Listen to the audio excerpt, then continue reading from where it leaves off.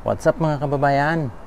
Ngayong araw po ay magluluto tayo ngayon ng ginataang kalabasa na may sitaw na lagyan na rin natin ng iba't ibang mga gulay na makukuha natin dito sa likod bahay, dito sa aming mga taniman na gulay. So yun mga kababayan, enjoy watching po.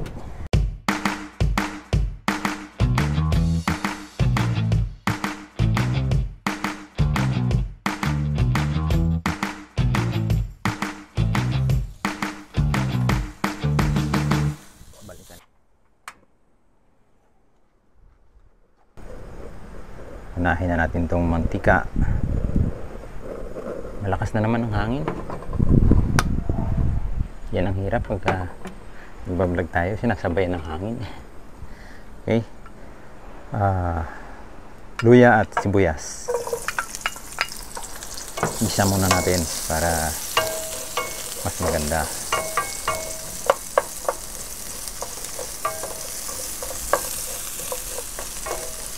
Yun.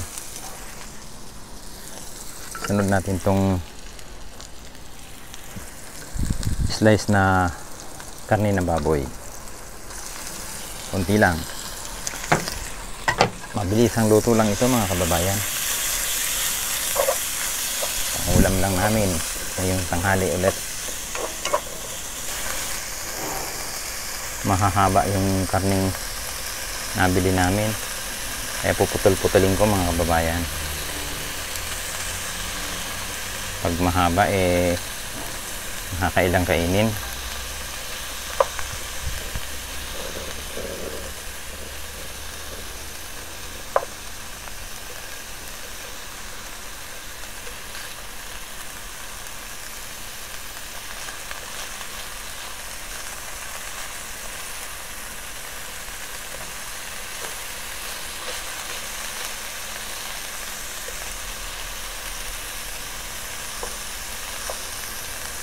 Yun, pwede na ito.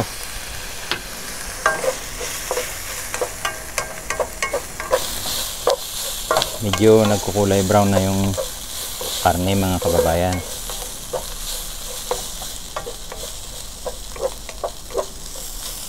Yan. Lagay na natin ng tubig. Lagyan natin ng konting tubig. Yan.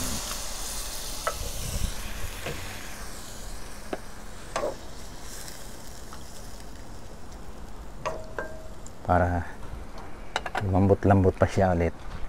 Pan muna natin. Yan, hanggang sa lumambot yan.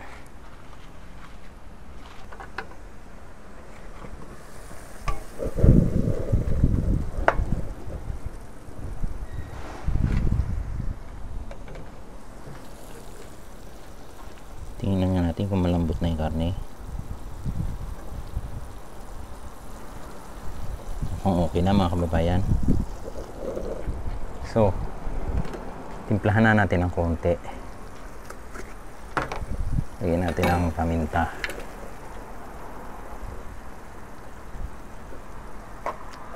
Bango ng paminta. Mas maraming paminta mas masarap. Lagyan na rin natin ng asin konti.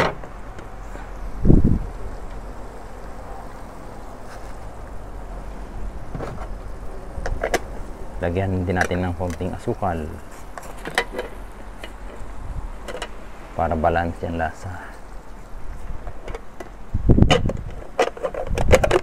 At syempre, mawawala ba naman to? Magic. Baka naman, baka naman.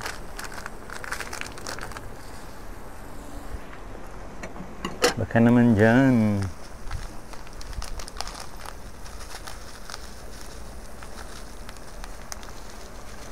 Ayan, kunti lang.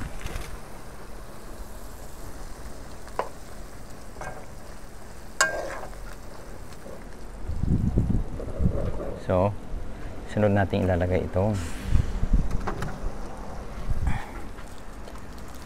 tanglad. Saka itong sili, lagay na natin. At sabay-sabay na natin to. sitaw. Ang lakas ng hangin talaga mga kababayan. Umaano yung kalan ko eh. Yung apoy ba sumisirit.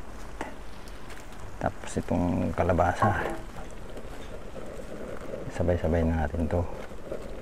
Ipapahuli ko na itong talbos ng kamote na pinitas ni Mrs. Jan sa likod ko.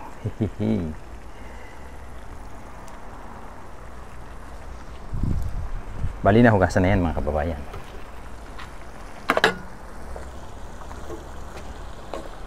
Sitaw at saka itong talbos ng kamote, dyan yan galing sa likod ko. Pero yung kalabasa hindi, iba ang pinagkuhaan ko niyan. Binili yan. Binili namin yan. Okay.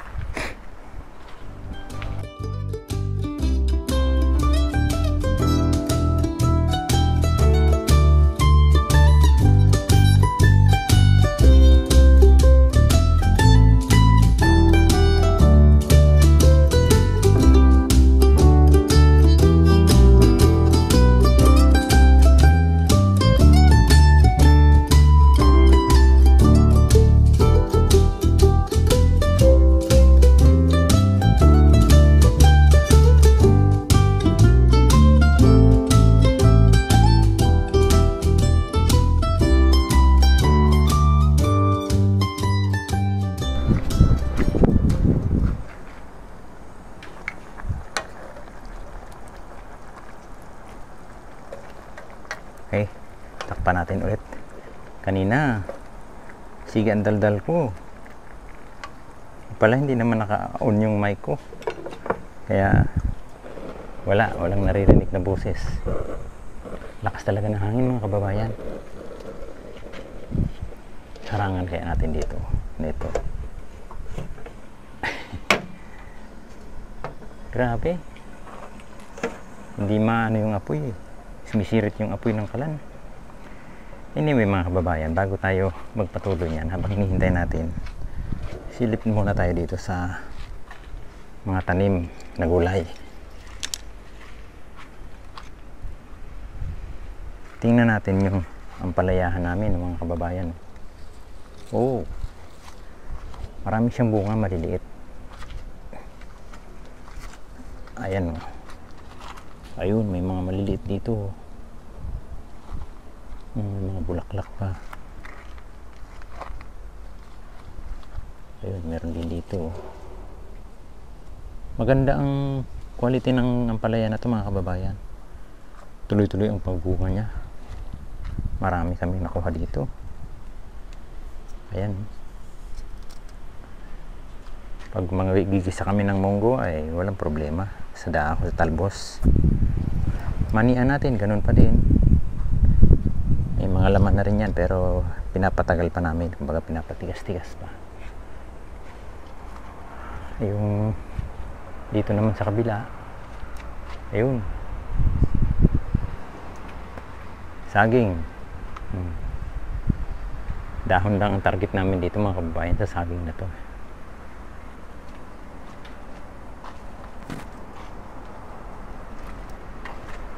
Yun, ating talungan, okrahan na naubos na yung dahon, at siyempre malunggay. Ang sitaw namin mga kababayan wala na, tuyot na. Kaya yung huli nang nakuha namin na yun na yun, huli na talaga yun. Okay, balik tayo sa ating iluluto. Tingnan nyo naman mga kababayan, sa lakas ng hangin oh. Parang ano eh, parang piryaan, Ferris wheel, umiikot yung bubong ko. Balikan natin yung ating niluluto.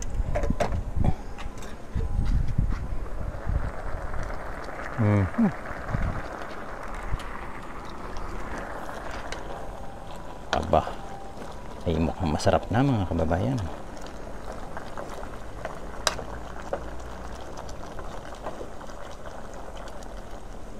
Ang ganda. Focus natin para makita. Ayan mo. Ayan mo. Diba?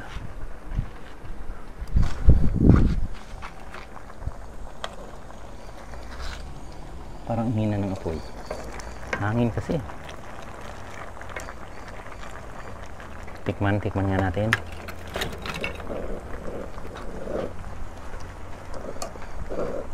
Grabe. Tuwing ano na lang dito, nagbablog ako, mahangin.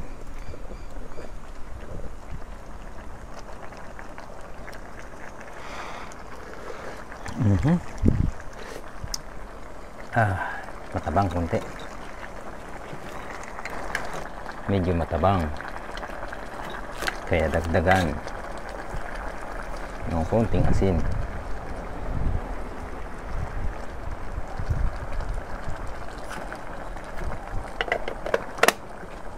At saka konting, baka naman dyan, magic.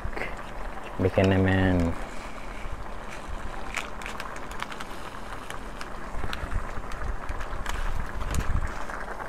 Pero ang kagandahan naman dito mga kababayan, pag ano, sabihin ko sana kagandahan pag malakas ang hangin, walang lamok. Timing naman, may lumilipad-lipad na lamok. Talaga naman, si Mang Boy,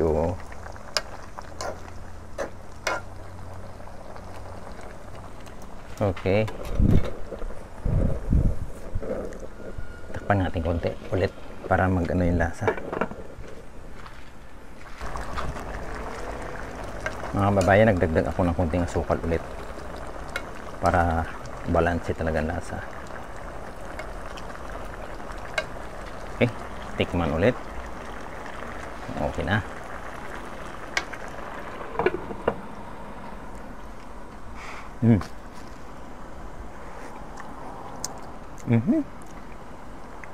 Panalo na mga kababayan. Sunod na natin ilalagay itong talbos ng kamuti.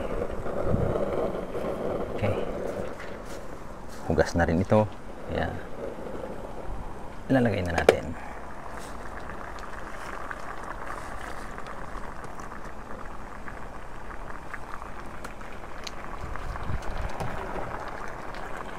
Takpan muna natin. Kunti na lang. Yari na to. Ito na. Mabilisan lang ito. Aber. Pang pinali. Sarap ng ginataang kalabasa. Tingnan niyo mga kababayan. Panalo. Masarap to.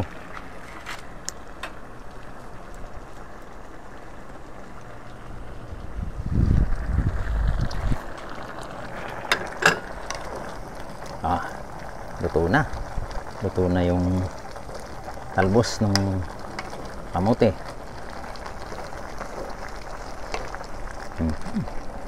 Aber, tikman nga natin yung sitaw.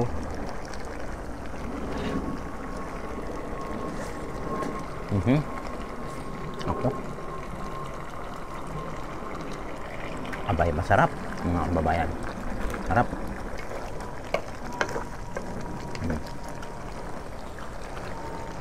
Yung sabaw nga.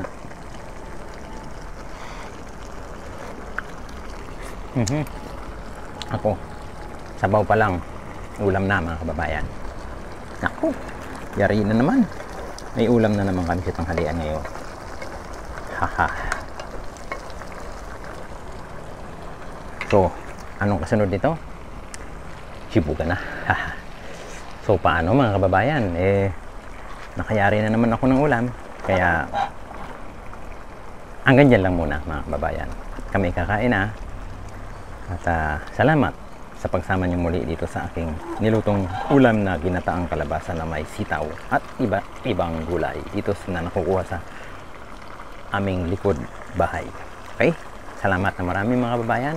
Ingat palagi at God bless sa lahat. Okay?